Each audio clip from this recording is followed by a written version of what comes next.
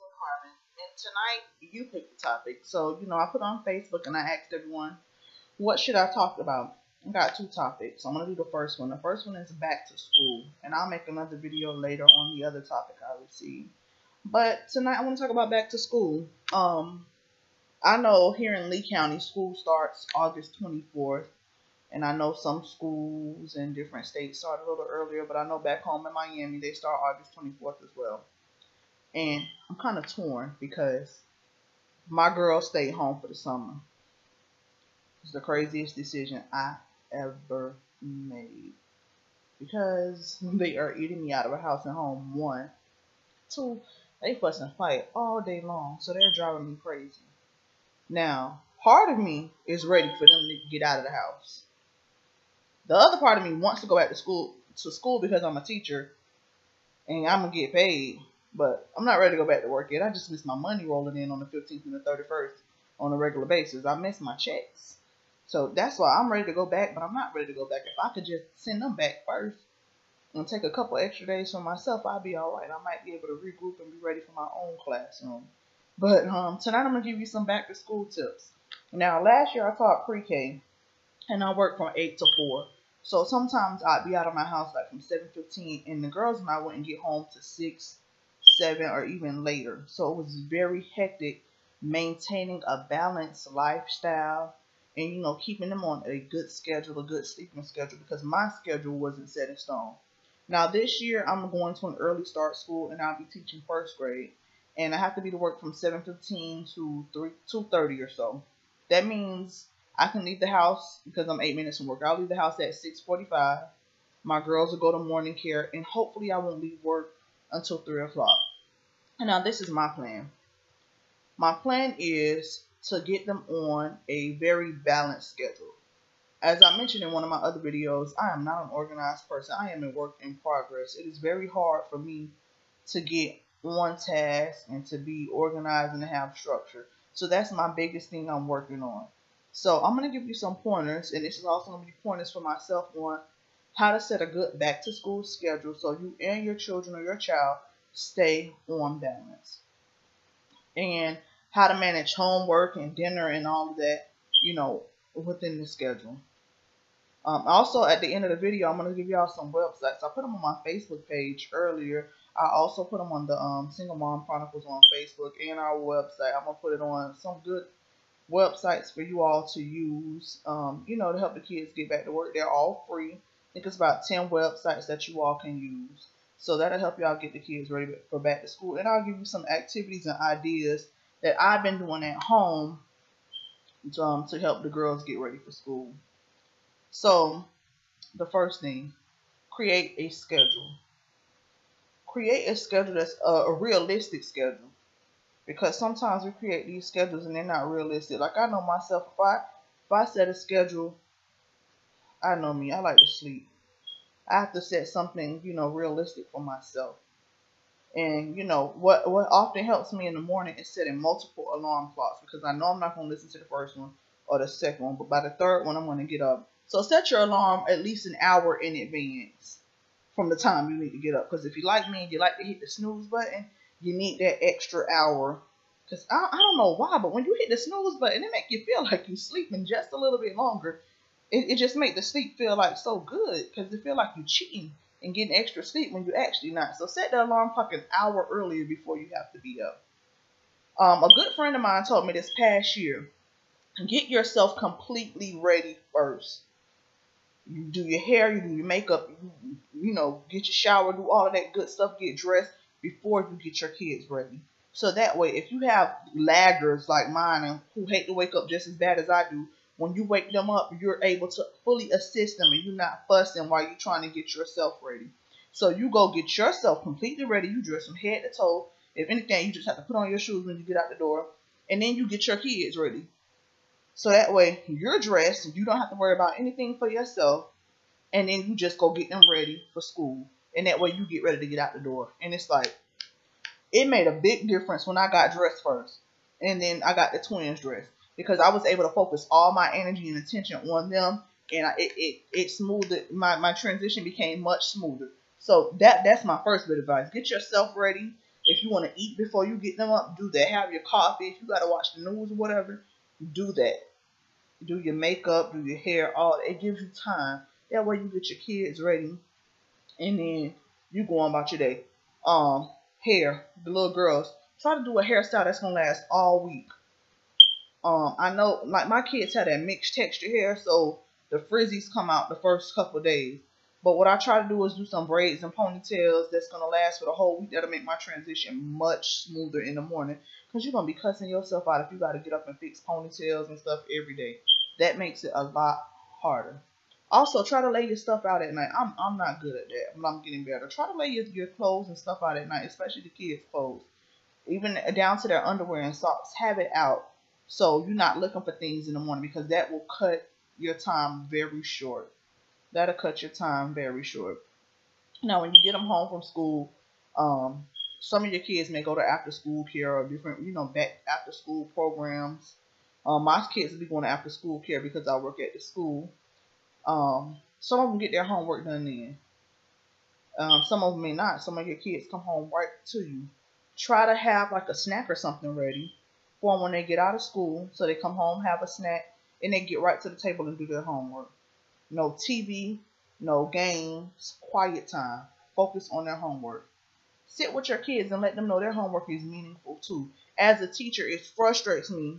Like in pre-K, we did homework, and I worked for Head Start. So some of the parents just had to sign off on some stuff, and they didn't do it.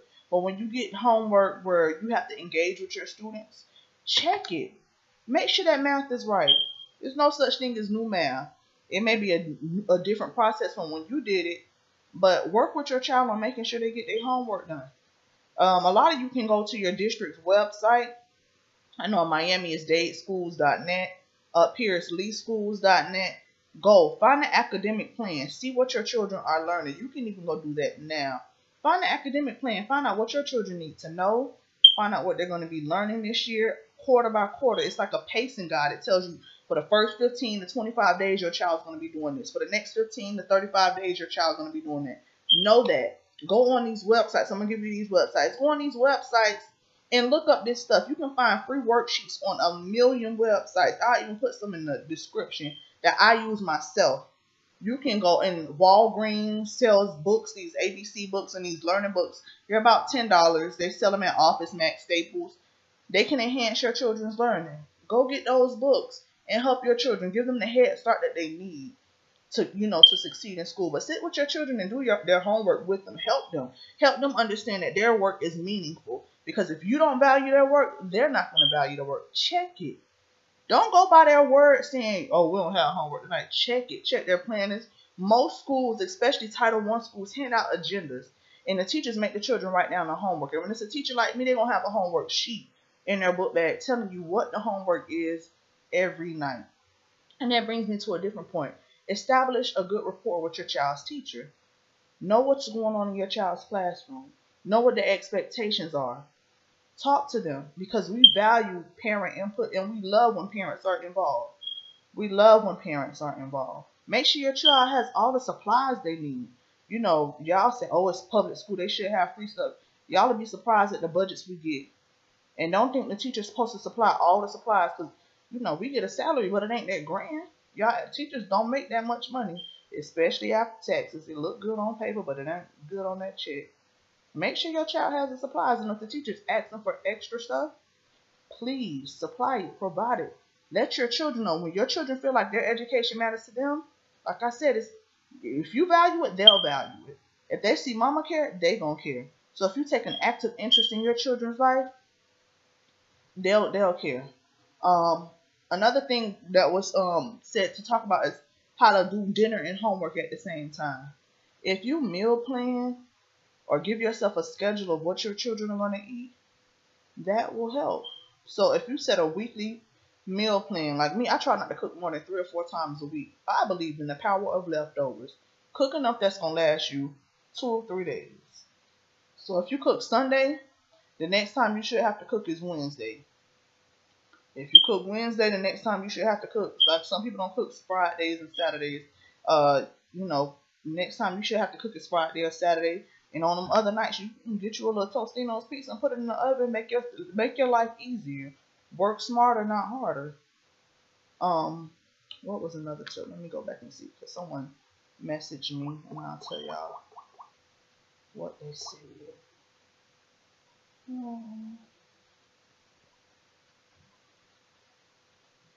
Oh, including reading and math at home. You can turn reading and math into a fun lesson. Anything you do can be fun. You can incorporate math and reading in your home anyway. For lower level kids, we hear a lot of education create a print rich environment. If your child is not yet reading, label your house.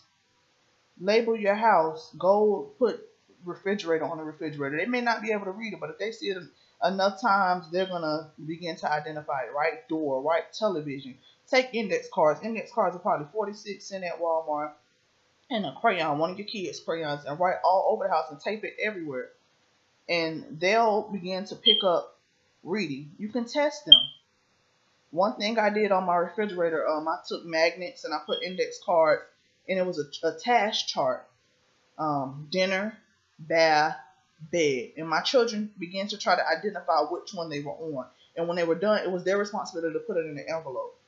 And that's the way to get them recognizing words and figuring out. You can also do a sign thing as you're driving down the road. Have them try to name signs or search for letters. For older kids, they can search for words on buildings or look for license plates and things like that. Those are fun ways to include that. When you're in the grocery store, have your children read the list or have them help you make the list, and they can play estimation games by adding in things while shopping and things like that. You can incorporate learning in your day to day life. Excuse me. It's not that hard. Like you can make learning anything with these cell phones. These kids have smartphones, tablets. They probably got more apps than me and technology devices than me. Make them get on those math games on there. I found the tablet at Toys R Us that the kids can't do anything but play learning games. They can't get on YouTube. They can't access the internet. And if they are doing those things, put on educational videos. Challenge your children. While you're washing the dishes, go over multiplication tables or call out addition problems with them. Those are things you can do. Now, for kids who are entering like kindergarten, my girls are entering kindergarten, and you can do a word family a week. Word families are like the two base words AT, OG, UN, ED, AD, those at the end of the word. Those are your two consonants in your vowel and your consonant. And you switch the consonant that goes in front. So with the AT family, we started the AT family. And I've just put AT in a black marker and I put the beginning consonant in different colors. And my kids begin to pick up how to read different words. And you do it from different word families. And you can go on Yahoo and do that. Teach them how to add with beans and how to count with beans and beads and things around the house. While you're doing dishes, have them count how many plates. You have this many plates of that color, this many plates of another color. How many do you have? These are ways that it's free. It's free. It brings you together as a family and it encourages learning. It stimulates the mind and learning. It's so simple. Now I'm gonna leave y'all some websites to go on. It's still not too late. Y'all got a couple more weeks. Y'all go back before we do. And get these kids ready for back to school. Once again, as a teacher, I'm urging you, if your school has a community supply list, don't say, "Oh, I ain't buying nobody else's children no supplies," because there are days your child may not have a pencil. I know every day y'all don't go in that baby book bag and see if that baby has a pencil. Work together. It takes a village. Today may be somebody else's day. Tomorrow maybe not. Maybe yours. You never know when your day is coming. Help the teacher. It's a big help if we have a community supply of pencils and crayons. So when the next kid doesn't have something, we can just go in that storage bin and pull it out. Or your child doesn't have something, and we can just go pull it out without disrupting the class. All right, y'all. Thanks for watching again. See you soon.